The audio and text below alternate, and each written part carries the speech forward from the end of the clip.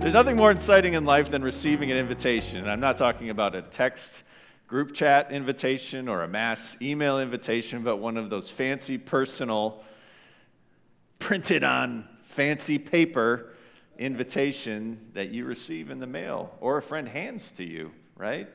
There's something exciting about that, especially if it's an exclusive event. Maybe some of you have been to weddings this summer. Maybe some of you were those two standing up in front at a wedding this summer. It's exciting, and it's exciting to be invited to these exclusive events. I can think back to a friend of mine who told me about one of the invitations that he received that he'll never forget.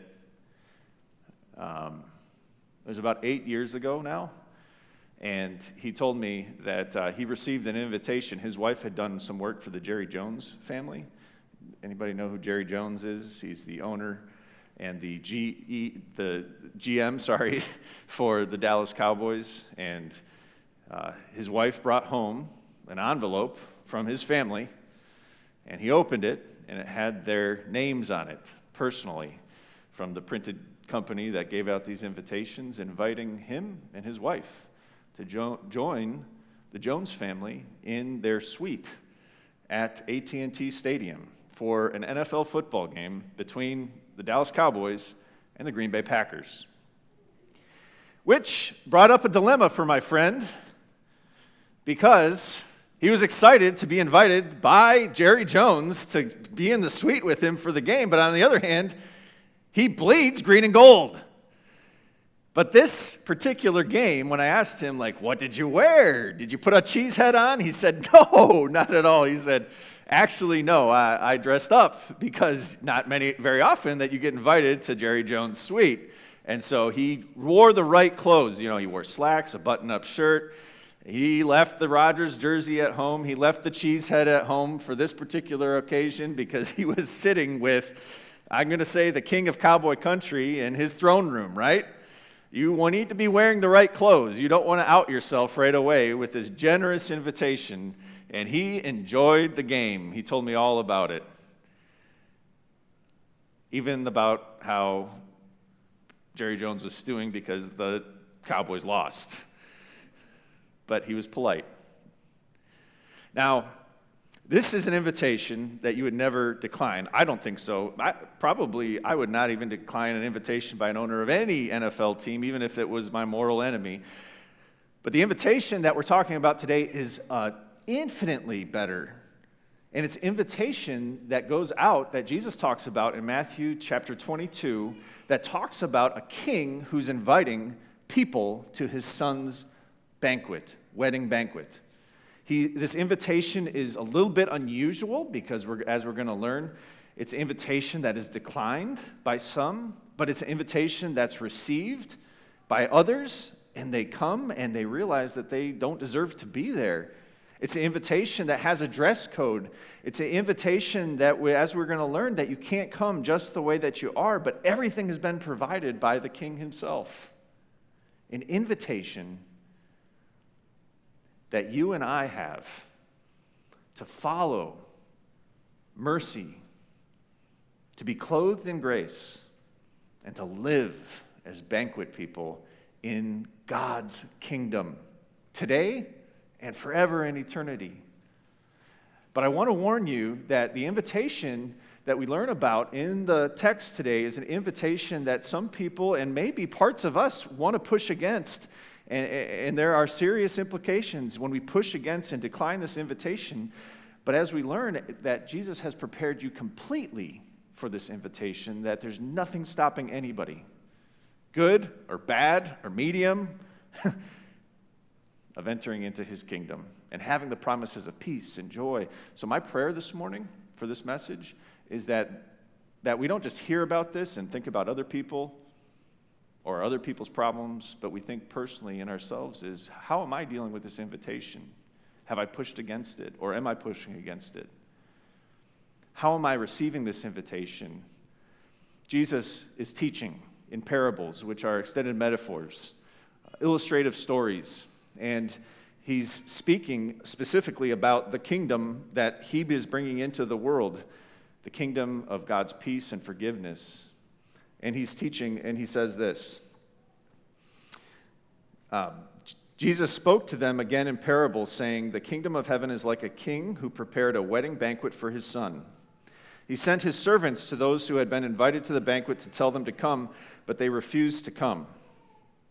Then he sent some more servants and said, 'Tell those who have been invited, I prepared my dinner. My oxen and fattened calf have been butchered, and everything is ready. Come to the wedding banquet.' But they paid no attention and went off, one to his field, another to his business. The rest seized his servants, mistreated them, and killed them. The king was enraged. He sent his army to destroy those murderers and burn their cities. Then he said to his servants, 'The banquet is ready, but those I invited did not deserve to come. So go to the street corners and invite to the banquet anyone you find.' So the servant went out into the streets and gathered all the people they could find, the bad as well as the good. And the wedding hall was filled with guests." The first thing that we can take away from this parable is that mercy comes calling. Mercy comes calling. This king has a son, and the son is getting married. And so he's throwing a banquet. And now a wedding banquet today, they're pretty special. They're pretty extravagant. But back then, a wedding banquet, especially by a king in a kingdom, was a community-defining event. It was an event that would shape a generation of people and would give people access to the king if they were invited. But not everybody would be invited. You had to have the right name.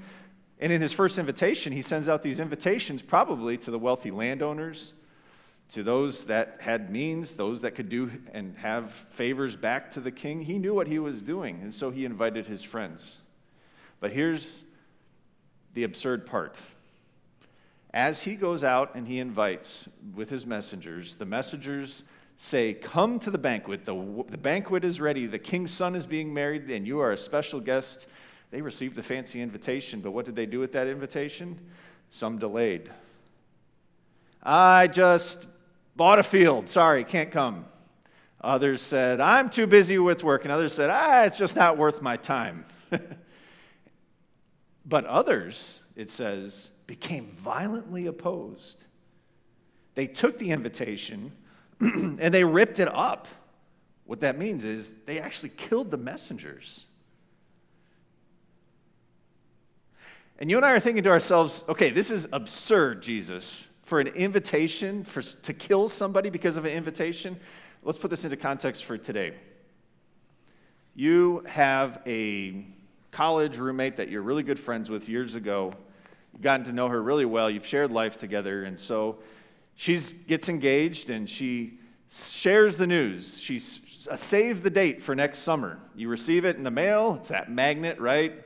The couple holding hands walking in a field or whatever else it is, and you slap it on the refrigerator next to the pizza coupons, and then you bring out your phone and you text your friend and you say, "Hey, I'm so excited. I got your save the date. I'll be there." Bubbly, smiley face, heart emoji, ring emoji, confetti emoji. You do all that. And then some time goes by. About 6 months out to the wedding, you receive the wedding invitation. And then, for one reason or another, you text your friend, "Oh, hey, you know what? I really got to keep up with work this summer. And so, your wedding's not going to work out. That June date, it doesn't really work for me.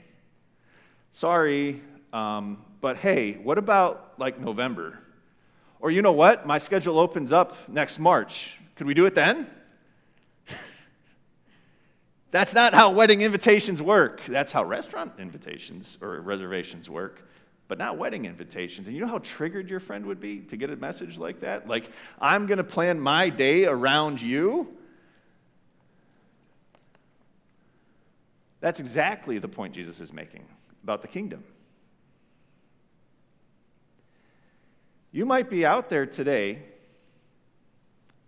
and listening to this over the airwaves, and you might be thinking to yourself, you know what, baptism, I know and I'm hearing what baptism is all about how it gives faith and the Holy Spirit, but maybe you're pushing that off.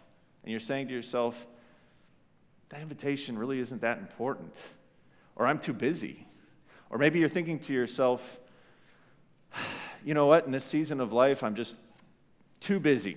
Maybe next year I'll get involved with serving or with church, or maybe I'll really start reading my Bible or getting involved with faith. But Jesus is giving us a stern warning against complacency in faith. And the call of the Spirit, who might be saying to you right here, right now, it's time to move.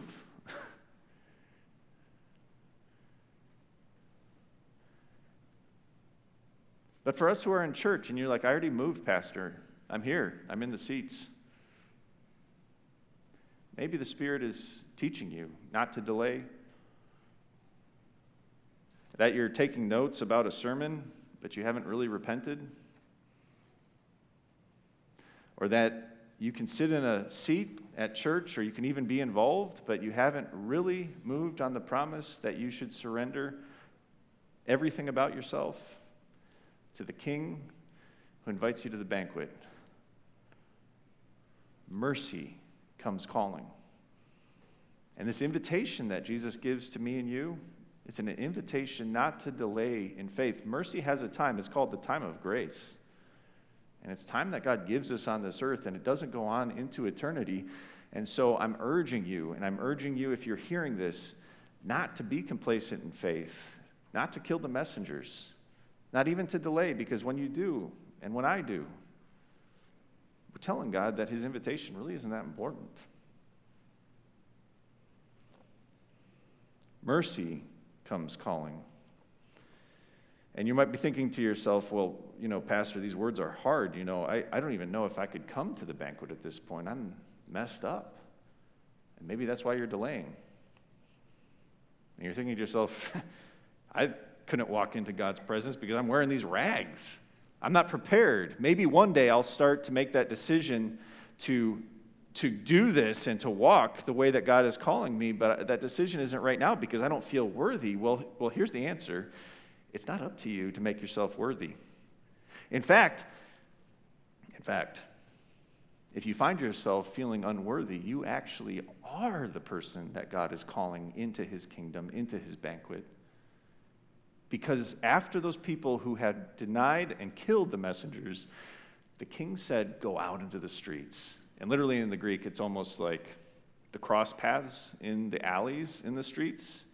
You might think about maybe the places that are ghetto, or you might think about the places that are rest stops on the highway. He says, I don't care. The banquet is ready. We need to fill it. And it doesn't matter whether you're rich or poor. It doesn't matter what culture you came from or how much you've messed up, but I want my banquet full. I have prepared everything for people, and I love people. So don't try to find people that are just pushing against us. Find people that are messed up. Find people whose lives are in shambles. Find people. Go out into the alleys, go out into the world. Find whoever it is and find them, because you come to this banquet called by mercy, but dressed by grace. Grace gets you dressed. This little part after the reading that we just had, verse 11 says, but when the king came to see the guests, he noticed a man there who was not wearing wedding clothes. He asked, how did you get here without wedding clothes, friend? The man was speechless. Then the king told the attendants, tie him hand and foot and throw him outside into the darkness where there will be weeping and gnashing of teeth. Whoa. Now, this is the part in the sermon that I wish I could tell you that my friend, when he was in Jerry Jones' suite, in the middle of the game, when the Packers scored a touchdown, he ripped open his button-up shirt to show that he was wearing a big G in green and gold underneath the whole time, and he yelled, "Go, Pack, go!" on the top of his lungs. And Jerry Jones and Stephen Jones, they shot around. Jerry was as red as a razorback, and he pointed at my friend and he said, hog tie him, hand and foot, throw him outside where there's darkness and there's weeping and gnashing of teeth.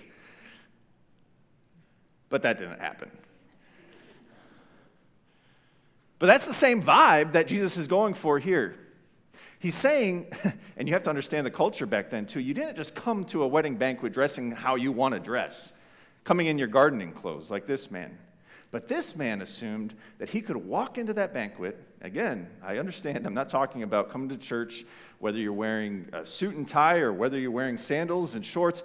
It's not the point. What Jesus is saying is that this man was culturally tone deaf. And worse than that, this man was low-key disrespecting everything that the king had given, everything that the king had prepared. And here's the thing that you have to notice. And some critical scholars about this passage, they say this must have been added later because it doesn't fit Jesus' vibe.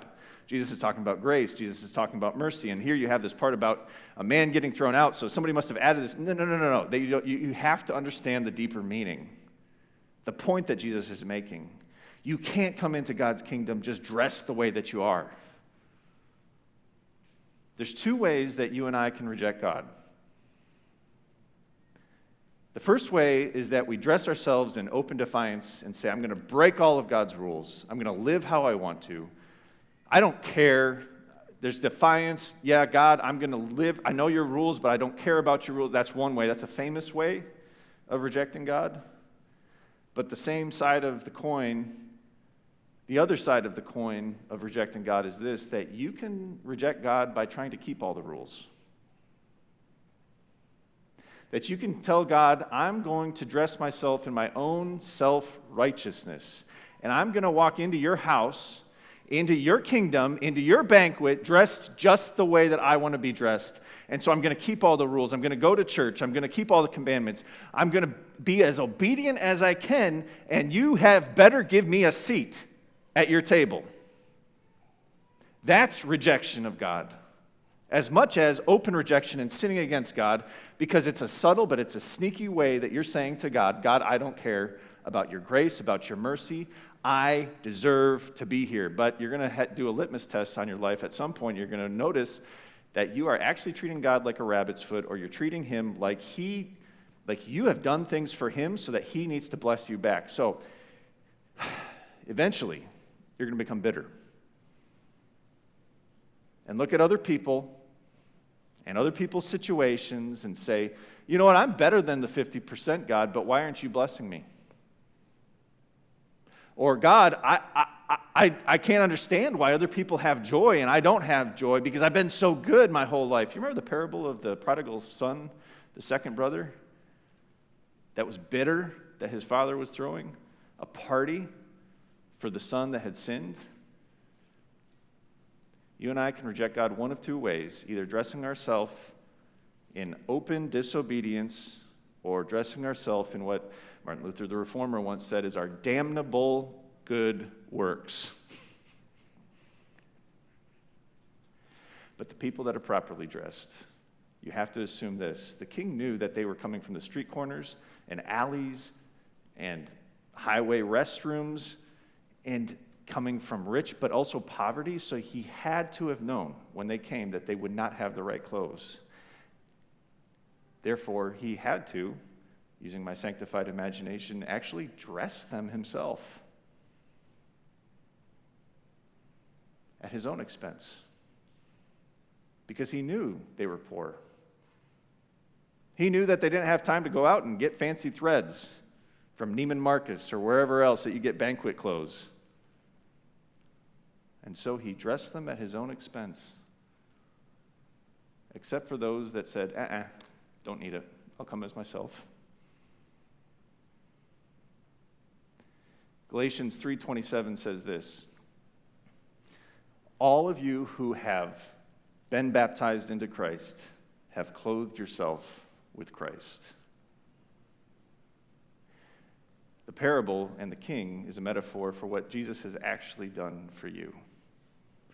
He has taken your life, which is rags and dilemmas and sin, and he's taken onto himself all of that, and he's given you his clothes. He's given you his medals. He paid for your sin on the cross, and he gives you an invitation of mercy. So if you're thinking to yourself, I could never come into this kingdom, or I'm delaying baptism, or I'm delaying being in the Word, or I'm backsliding and I'm never going to be righteous enough. No. Actually, Jesus is the one who dresses you. That's the point. You're dressed by grace. And so the people who are sitting in the banquet with those clothes on of grace, they live a life that feels this way. I can't believe I'm here. Me? Sitting at the king's table? Eating in the king's suite? I don't deserve to be here, but I am.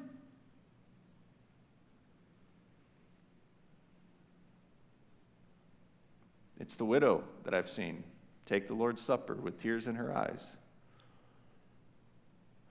Because although her security is gone, when she receives Jesus, his forgiveness, his presence, she tears up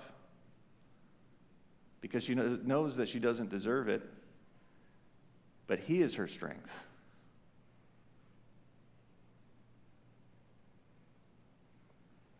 It's the father who hits pause on work at night and gathers his children and prays with them and reads them a Bible story because he knows he doesn't deserve to be here and that his former life that was so messed up has been so transformed, he doesn't want that child ever to go through that. It's the volunteer who says, I'm going to serve at the hospitality team. I'm going to serve in children's ministry. I'm going to serve in Connect Group leader, or I'm going to serve at a family fun night not because I'm going to get something out of it, but because my life has been changed. And I want other people to know that this kingdom is so awesome, that the invitation from Jesus is mercy, and I need mercy. I'm broken, yet I've been healed. That's the taste of the kingdom. Don't come in your own clothes. And if you're delaying, stop delaying. You live as banquet people. Jesus has made you a banquet people. So be a banquet people. That's how this closes.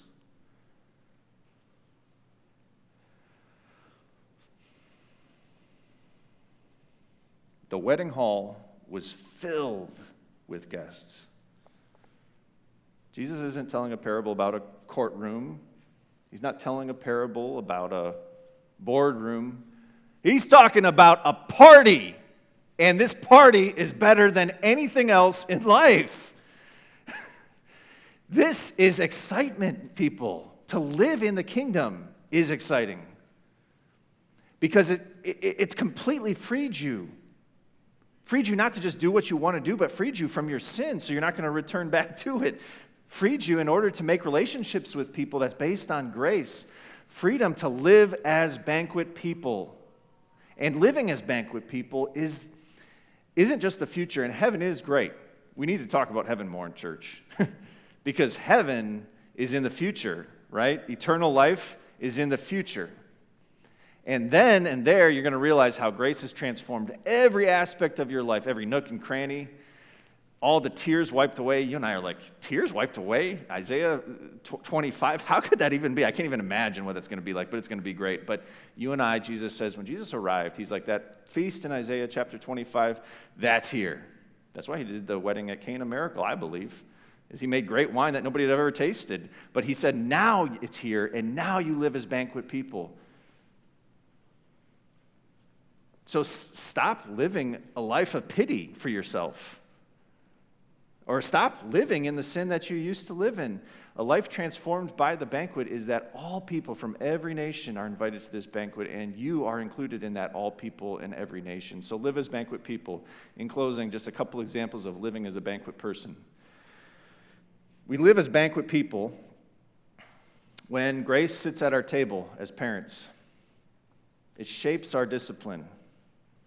So that our discipline isn't just about what our kid did right or kid did wrong, and rules, which it is, but it's actually shaped by grace that our child knows as we discipline them, that they're loved eternally by you and by Jesus. So live as banquet parents, married couples, or daters, whoever you are, live as banquet couples.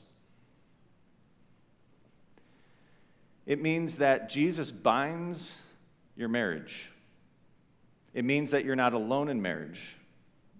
That the grace that you receive from Jesus, his full and free, undeserved love, is actually something you're going to practice with your spouse. Not because they're so good, because they're sinners. Right here, one of them. But because Jesus gave you his forgiveness without expecting anything back, you're not going to keep score in your relationship. But forgive first and build a relationship that is on trust with him as the one giving both of you grace. Live as banquet couples. If you're single, live as a banquet person, that you're not just looking for him or her someday, or that you're looking for and thinking to yourself, maybe I'll have a seat at the table once I have him or her. Live as a banquet single person that says, I'm completely and totally content because I already have a seat at the table. I'm already fully human. I don't need another person in my life right now, if God hasn't given you one, to be complete, because I'm in the suite with God, with Jesus, who makes me exactly who I should be and how I should be today. And some of you, or us, who have gray hairs adorning our heads in our twilight golden years, you know what it means to live as banquet people, because you say to yourself, as you get on in life, I don't deserve to be here, but I am, and God has gotten me to where I am, and he's getting me to where I'm going, right? Sometimes with age, you realize it faster. Live as banquet people. You have been called by mercy. Mercy comes calling. Grace has dressed you. So live on the invitation that's better than any fancy, printed on fancy paper invitation that Jesus has given you here today. And one more time, Jesus says at the very end, for many are invited, but few are chosen. Some delay. Don't delay. Some decline. Some are violently opposed to the invitation, and others come dressed just happy with what they have. None of it is enough. But the hands that has written this invitation are the hands that have been pierced for you, stretched for you, that have bled for you, so that you can live with joy today. Banquet people, living banquet lives. You have the right clothes. Amen.